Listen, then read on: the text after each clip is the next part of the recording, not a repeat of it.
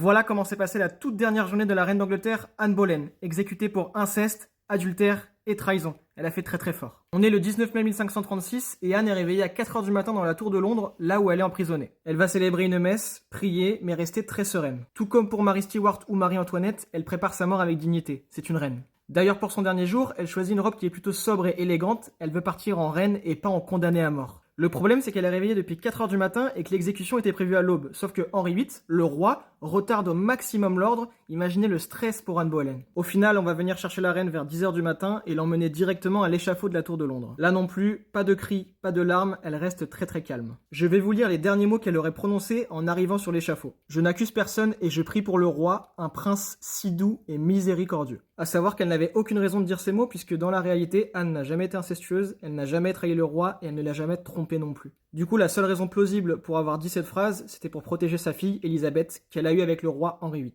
On passe maintenant à l'exécution. Pour l'événement, on a fait venir un bourreau français. Parce que ouais, les Français sont toujours meilleurs que les Anglais dans n'importe quel domaine. Contrairement à Marie Stuart, Anne va avoir l'honneur d'être exécutée avec une épée et pas avec une hache. Pour détendre Anne, le bourreau aurait dit juste avant de la décapiter « Où est mon épée ?» de manière à détendre la reine et il l'aurait exécutée. Et la reine a eu la chance d'être décapitée de manière nette d'un seul coup. Le pire est à venir puisque personne n'avait prévu de cercueil pour Anne Boleyn, donc on va simplement mettre sa tête et son corps dans une caisse pour des flèches. Elle va ensuite être enterrée à la va-vite dans la chapelle de la Tour de Londres et d'ailleurs on va retrouver ses restes au XXe siècle en restaurant la chapelle. Henri VIII ne perd pas de temps puisque le lendemain de la mort d'Anne, il se remarie. Et Elisabeth, la fameuse fille d'Anne Boleyn et d'Henri VIII, va devenir reine d'Angleterre et c'est elle qui va faire exécuter Marie Stuart. Je vous invite à aller voir ma vidéo sur le dernier jour de la reine d'Écosse, Marie Stuart, et à vous abonner si vous voulez en savoir plus sur l'histoire.